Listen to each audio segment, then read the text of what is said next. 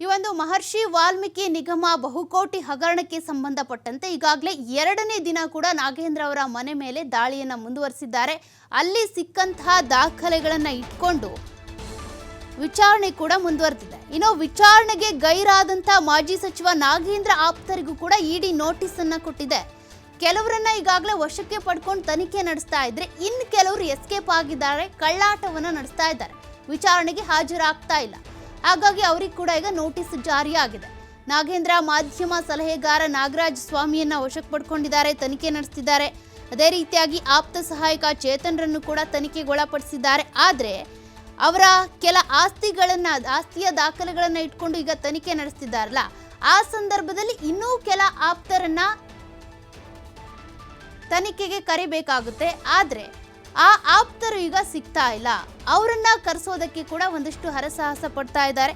ಅಧಿಕಾರಿಗಳ ಕೈಗೆ ಸಿಗದೆ ನಾಗೇಂದ್ರರ 4 ಜನ ಆಪ್ತರು ಕೂಡ ಓಡಾಡ್ತಿದ್ದಾರೆ. ಇಡಿ ಅಧಿಕಾರಿಗಳು ತನಿಖೆಗೆ ಕರೆದ್ರೂ ಕೂಡ ಬರ್ತಾ ಇಲ್ಲ ಈ 4. ಹಾಗಾಗಿ ವಿಜಯ್ ಕುಮಾರ್ ಸೇರಿದಂತೆ 3 ಈಗಾಗಲೇ ನೋಟಿಸ್ ಅನ್ನು ಕೂಡ ಜಾರಿ ಮಾಡಲಾಗಿದೆ. ಇವರೇನು ಕಳ್ಳಾಟ ನಡೆಸ್ಕೊಂಡು ಓಡಾಡ್ತಿದಾರಲ್ಲ, ಬಹುಕೋಟಿ ಹಗರಣ ಇದು.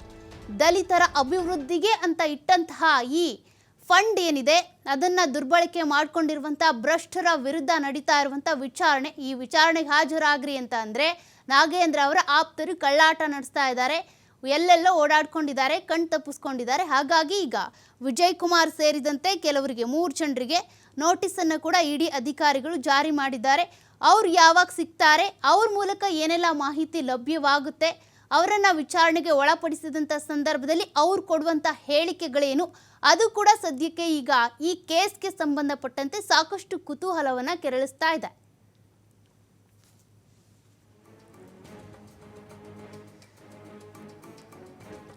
ಈ ಬಗ್ಗೆ ಲೈವ್ ಡೀಟೇಲ್ಸ್ ಕೊಡ್ತಾ ಹೋಗ್ತಾರೆ ನಮ್ಮ ಪ್ರತಿನಿಧಿ ಕಾರ್ತಿಕ್. ಈಗಾಗಲೇ ನಿನ್ನೆಯಿಂದ ಕೂಡ ಸತತ 27 ಗಂಟೆಗಳಿಂದ ಇಡಿ ಅಧಿಕಾರಿಗಳು ದಾಳಿಯನ್ನು ನಡೆಸ್ತಾ ಇದ್ದಾರೆ.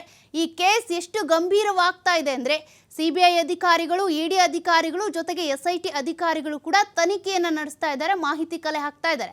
ಒಂದು ಕಡೆ ನಾಗೇಂದ್ರ ಅವರ ಮನೆಯಲ್ಲಿ ಒಂದಷ್ಟು ದಾಖಲೆಗಳು ಸಿಕ್ಕಿದ್ದಾವೆ.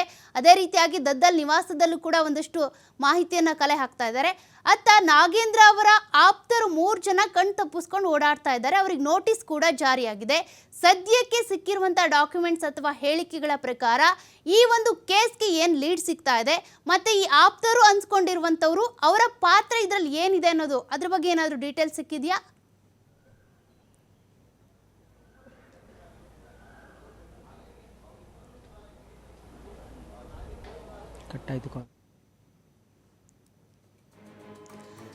ಸಂಪರ್ಕ ಸಾಧ್ಯವಾಗ್ತಾ ಇಲ್ಲ, ಮತ್ತೆ ಸಂಪರ್ಕ ಮಾಡೋ ಪ್ರಯತ್ನ ಮಾಡೋಣ. ಸದ್ಯಕ್ಕೆ ಈಗ ವಿಚಾರಣೆಗೆ ಹಾಜರಾಗಿರುವಂತಹ ಅವರ PA ಹರೀಶ್ ಅವರ ಕೊಟ್ಟಿರುವಂತಹ ಹೇಳಿಕೆಗಳನ್ನು ಆಧಾರವಾಗಿಟ್ಕೊಂಡು ತನಿಖೆ ಮುಂದುವರೆದಿದೆ. ಅದರ ಜೊತೆಗೆ ಅವರ ಆಪ್ತರು ಮತ್ತು ಇವರು ಮಾಧ್ಯಮದ ಸಲಹೆಗಾರರು ಆಗಿರುವಂಥ ನಾಗೇಂದ್ರ ಅವರ ಮಾಧ್ಯಮ ಸಲಹೆಗಾರರನ್ನು ಕೂಡ ಈಗಾಗಲೇ ವಶಕ್ಕೆ ಪಡ್ಕೊಳ್ಳಲಾಗಿದೆ, ನಾಗರಾಜ ಸ್ವಾಮಿ ಎನ್ನುವಂಥವ್ರನ್ನ. ಆದರೆ ಅದರ ಜೊತೆಗೆ ಇನ್ನೂ 3 ಜನ ಆಪ್ತರಿಗೆ ನೋಟಿಸನ್ನು ಕೂಡ ಕೊಡಲಾಗಿದೆ. ಇವರು 3 ಜನರು ಕೂಡ ತನಿಖೆಗೆ ಹಾಜರಾಗಬೇಕು ಅಂತ ಇಡಿ ಅಧಿಕಾರಿಗಳು ಹುಡುಕ್ತಾ ಇದ್ರು ಕೂಡ ಸಿಕ್ಕಿಲ್ಲ. ಸದ್ಯಕ್ಕೆ ನೋಟಿಸನ್ನು ಜಾರಿ ಮಾಡಲಾಗಿದೆ. ಆ ನೋಟಿಸನ್ನು ನೋಡಿ ಅವ್ರು ಯಾವಾಗ ತನಿಖೆಗೆ ಹಾಜರಾಗ್ತಾರೆ, ಎಲ್ಲಿ ಕಣ್ ತಪ್ಪಿಸ್ಕೊಂಡು ಓಡಾಡ್ತಿದ್ದಾರೆ, ಅದಕ್ಕೂ ಇವರಿಗೂ ಸಂಬಂಧ ಇಲ್ಲ ಅಂತ ಅಂದರೆ ಯಾಕೆ ಕಣ್ ತಪ್ಪಿಸ್ಕೊಂಡು ಓಡಾಡ್ತಿದ್ದಾರೆ, ಒಂದು ಸ್ಟೇಟ್ಮೆಂಟ್ ಕೊಟ್ಟು ಹೋಗೋದಕ್ಕೆ ಏನು ತೊಂದರೆ, ಅದು ಸದ್ಯಕ್ಕಿರುವಂಥ ಪ್ರಶ್ನೆ. ಅವ್ರು ಯಾವಾಗ ಸಿಗ್ತಾರೆ ಅನ್ನೋದು ಒಂದು ಪ್ರಶ್ನೆ. ಆದರೆ ಇತ್ತ ಒಂದಷ್ಟು ಆಸ್ತಿ ದಾಖಲೆಗಳನ್ನು ಇಟ್ಕೊಂಡು PA ಹರೀಶ್ ಅವರ ಜೊತೆ ಕೂಡ ಒಂದಷ್ಟು ವಿಚಾರಣೆಯನ್ನು ಮುಂದುವರಿಸಿದ್ದಾರಂತೆ ಅಧಿಕಾರಿಗಳು. ಆ ಸಂದರ್ಭದಲ್ಲಿ ಏನು ಡೀಟೇಲ್ಸ್ ಲಭ್ಯವಾಗುತ್ತೆ? ಈಗ ಮತ್ತೆ ಸಂಪರ್ಕಕ್ಕೆ ಸಿಕ್ಕಿದ್ದಾರೆ ನಮ್ಮ ಪ್ರತಿನಿಧಿ ಕಾರ್ತಿಕ್. ಈಗಾಗಲೇ ನಾಗೇಂದ್ರ ಅವರ ಮನೆ ಮೇಲೆ ಕೂಡ ಇಡಿ ಅಧಿಕಾರಿಗಳು ದಾಳಿಯನ್ನು ನಡೆಸಿದ್ದಾರೆ. ಅವರ ಆಪ್ತರನ್ನು ಕೂಡ ವಶಕ್ಕೆ ಪಡ್ಕೊಂಡು ಒಂದಷ್ಟು ತನಿಖೆಯನ್ನು ನಡೆಸ್ತಾ ಇದ್ದಾರೆ. ಆದರೆ 3 ಜನ ಆಪ್ತರೇನಿದ್ದಾರೆ ಎಸ್ಕೇಪ್ ಆಗಿದ್ದಾರೆ. ಅವ್ರಿಗೆ 3 ಜನರಿಗೂ ಕೂಡ ನೋಟಿಸನ್ನು ಈಗಾಗಲೇ ಕೊಡಲಾಗಿದೆ. ಆ 3 ಜನರ ಪಾತ್ರ ಏನು ಅನ್ನೋದ್ರ ಬಗ್ಗೆ ಏನಾದರೂ ಡೀಟೇಲ್ಸ್ ಇದೆಯಾ? ಮತ್ತೆ ಈ ಹರೀಶ್ ಅವರು ಕೊಟ್ಟಿರುವಂಥ ಹೇಳಿಕೆಯನ್ನು ಆಧಾರವಾಗಿ ಇಟ್ಕೊಂಡು ಕೂಡ ಕೆಲವೊಂದು ಆಸ್ತಿ ಡಾಕ್ಯುಮೆಂಟ್ಸ್ನ ಇಟ್ಕೊಂಡು ತನಿಖೆ ನಡೆಸ್ತಿದ್ದಾರಂತೆ. ಯಾವ ನಿಟ್ಟಿನಲ್ಲಿ ತನಿಖೆ ಹೋಗ್ತಾ ಇದೆ, ಏನೆಲ್ಲ ಲೀಡ್ ಸಿಕ್ಕಿದೆ ಅಂತ?